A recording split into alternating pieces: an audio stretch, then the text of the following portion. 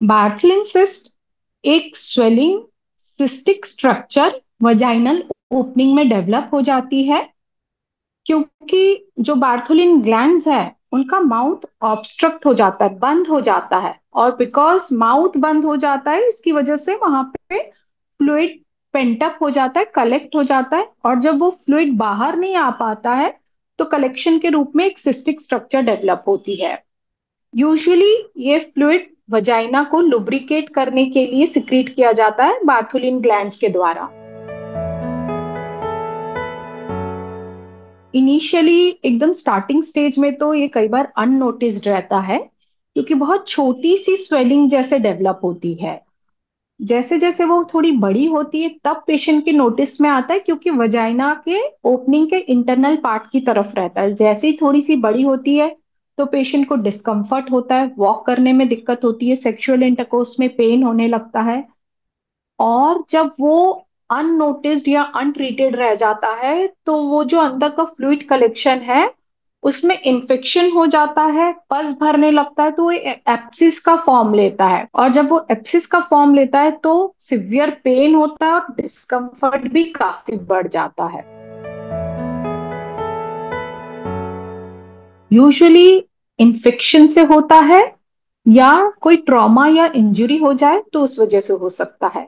Infection sexually transmitted infections भी हो सकते हैं। इंजरी का मतलब है कि ड्यूरिंग सेक्सुअल इंटरकोर्स कई बार वर्जिन फीमेल्स में भी हो जाता है, ट्रॉमा होता है, ग्लैंड का माउथ बंद हो जाता है उस वजह से। एंड वेरी रेयरली कुछ लोग फीमेल्स अपने प्राइवेट पार्ट्स के हाइजीन के लिए रेजर यूज करते हैं, तो रेजर से जो इनग्रोथ होता है या फिर रेजर का ट्रॉमा भी कई बार ग्लैंड्स को ऑब्स्ट्रक्ट कर सकता है। Bartholin cyst is simply clinical diagnosis. Patient को जब ये सिम्टम्स होते हैं, डिस्कम्फर्ट, पेन, एक स्वेलिंग महसूस होना, तो वो क्लिनिक पे आके जैसी हिस्ट्री देता है, तो it is basically based on history taking कि हाँ पेन है, डिस्कम्फर्ट है, एक स्वेलिंग है। और जब हम पेशेंट को क्लिनिकली एग्जामिन करते हैं तो हम जब उनका पेल्विक एग्जामिनेशन करते हैं, नीचे के पार्ट को, वजाइनल एरिया को चेक करते हैं, तो ऑब्वियसली एक इंटरनल एरिया से स्वेलिंग दिखती है। वो स्वेलिंग को, अगर वो सिंपली सिस्ट है तो स्वेलिंग को टच करते हैं, जब चेक करते हैं तो पेशेंट को यूजुअली पेन परसीव नहीं होता है। बट अगर वो सिस्ट एप्सिस का फॉर्म ले चुकी है तो जैसे ही पेशेंट को वहां पे फिंगर से टच करते हैं, हम पालपेट करके चेक करते हैं, तो पेशेंट को काफी पेन होता है। तो इट मीन्स कि वहां पे पस कलेक्शन शुरू हो गया है। तो it is simply, it doesn't need any higher diagnostic test. Simply it's a clinical examination, check करके ही पता लगाया जा सकता है। जब वो छोटा है, अनइन्फेक्टेड है, यूजुअली जब छोटा रहता है तो पेशेंट्स इग्नोर करते हैं उस चीज को। बट अगर छोटा है तो आप सिड्स बाथ ले सकते हैं, वहां पे गर्म सिकाई करने से काफी कंफर्टिंग लगता है। और गर्म सिकाई करने से अगर आप एक्चुअली रेगुलरली उसको सिड्स बाथ दे रहे हैं तो वो थोड़ा सा श्रिंक होना शुरू होता है। प्लस उसमें इन्फेक्शन ना डेवलप हो उसके लिए एंटीबायोटिक्स देते हैं। But when it has cross this stage, वो छोटे स्ट्रक्चर से बड़ा बन गया है और काफी पेन डेवलप हो गया है, वहां पे रेडनेस है, स्वेलिंग बढ़ी है, तो इट मीन्स एप्सिस बन चुका है। और जब एप्सिस बन चुका है तो सिर्फ एंटीबायोटिक या होम रेमेडीज से फायदा नहीं होगा, क्योंकि उसको सर्जिकल ट्रीटमेंट ही चाहिए, तब ड्रेन करना ही पड़ेगा। कोई पस कलेक्शन अगर कैविटी में हो गया है, सिस्टिक स्ट्रक्चर में पस भरा फ्लूइड है, तो उसको ड्रेन करना ही पड़ेगा। इंसिशन एंड ड्रेनेज होता है और उसको सिस्ट को इवर्ट कर दिया जाता है। मार्सुपिलाइजेशन ऑफ सिस्ट वॉल बोलते हैं इस प्रोसीजर को।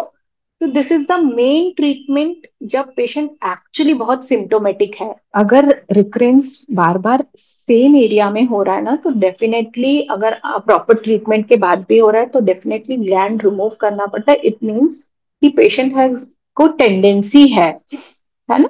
तो ये सोच समझ के, अगर मान लीजिए हमने आज पेशेंट को ऑपरेट किया, सर्जरी की लेफ्ट साइड पे किया, और फिर उसको नेक्स्ट टाइम राइट साइड पे हुआ, then it is not an indication for gland removal. लेकिन मान लीजिए हमने लेफ्ट साइड में किया, कंप्लीटली किया, फिर से लेफ्ट साइड में हुआ, तब भी एक बार मान लीजिए पेशेंट ने फुल ट्रीटमेंट लिया, ठीक से लिया, फिर वापस से लेफ्ट साइड में हो रहा है, तो मतलब पेशेंट को टेंडेंसी है, बार्थोलिन ग्लैंड ब्लॉक हो रहा है उसका बार बार, देन इट इज बेटर कि we have to remove the gland.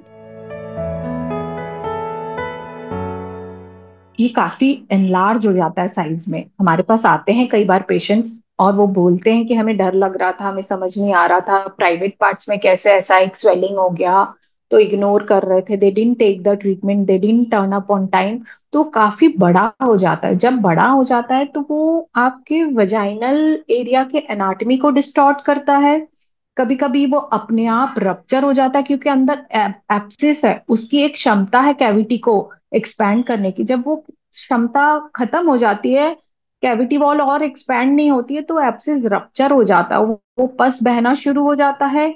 और फिर काफी एक्सट्रीम पेन में पेशेंट लैंड अप होता है। अगर वो बर्स्ट लेके आता है, रप्चर एप्सिस लेके आता है, तो काफी पेनफुल होता है वो। और मान लीजिए रप्चर नहीं भी हुआ, वो इतना बड़ा हो गया है कि कई बार तो फुल लेबिया, जो वल्वल एरिया होता है, पूरे लेबिया को कवर कर लेता है। तब जब हम उसकी सर्जरी करते हैं तो हमको रीफैशन भी करना पड़ता है, क्योंकि नहीं तो लेबियल स्ट्रक्चर ही बहुत अजीब शेप अप ले लेता है, तो हमको उस एरिया को रीफैशन भी करना पड़ता है तब। रीअक्रेंसेस होते हैं अगर सर्जरी बहुत अच्छे से की गई है, फुल इंसिशन एंड ड्रेनेज हुआ है। और रीअक्रेंस को प्रिवेंट करने के लिए यूजुअली मार्सुपिलाइजेशन, जिसमें क्या होता है, जो सिस्ट वॉल है उसको इवर्ट कर दिया जाता है आफ्टर फुल क्लीनिंग। इवर्ट करके थोड़ा सा स्टिच लगा दिया जाता है, और हीलिंग होती है सेकेंडरी इंटेंशन से। हम कैविटी को क्लोज नहीं करते। अगर हम उसको ड्रेन करके पस निकाल के कैविटी को क्लोज कर दे, तो वो जो एम्प्टी एरिया है उसमें फिर से बाद में पस कलेक्ट या फ्लूइड कलेक्ट हो सकता है और रिकरेंस हो सकता है। इंस्टेड ऑफ दैट, कैविटी को पूरा क्लीन करना चाहिए, पूरे पस को ड्रेन करना चाहिए, अच्छे से वॉश करना चाहिए बीटाडिन से। और जो सिस्ट वॉल है उसको ओपन अप करके इवर्ट करके secondary intention means day by day gradually एक एक लेयर को हील होने का टाइम देना चाहिए। तो पूरी कैविटी भरती है, और इसमें रिकरेंस रिकरेंस के चांसेस बिल्कुल कम हो जाते हैं, ना के बराबर रहते हैं। सेफ सेक्सुअल मेथड्स, है ना, प्रिकॉशन यूज करना चाहिए, प्रोटेक्टिव मेजर्स यूज करना चाहिए ड्यूरिंग इंटरकोर्स, प्लस जो प्राइवेट पार्ट्स की हाइजीन है वो फॉलो करना चाहिए, मेंटेन करना चाहिए। मेंसेस के टाइम पे पैड्स, कई पेशेंट्स ऐसे होते हैं जो सुबह से एक ही पैड को, बिकॉज दे ब्लीड लेस, वो एक ही पैड को सुबह से रात तक लगा के रखते हैं। That is in a way inviting some kind of infection, है ना। तो वो मेंस्ट्रुअल हाइजीन फॉलो करिए, सेक्सुअल हाइजीन फॉलो करिए, प्राइवेट पार्ट्स को क्लीन रखिए।